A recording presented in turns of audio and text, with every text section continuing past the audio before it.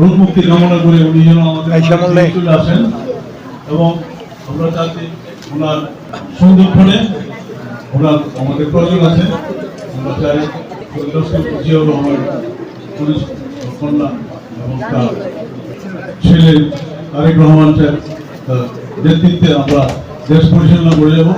আমরা চাই আগামী দিনে যাতে আমাদের এই পরিকল্পনা অনুযায়ী যাতে আমরা আমাদের কোমলমতি বাচ্চাদের দোয়ায় যাতে আল্লাহ ওনাকে আমাদের মধ্যে ফিরিয়ে নিয়ে আসেন, এই দোয়াই করবো আমি আজকে।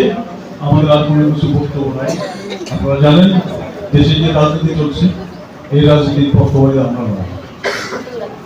তারপরও এই কোমলমতি বাচ্চারা যেভাবে দোয়া করবেন তার দোয়ার বরকতে আমি আশা করি আমরা এই আপনারা জানেন যে খালেদাজি আমাকে এই আজকে আমাকে 96 আমাকে এমপি বানিয়েছে।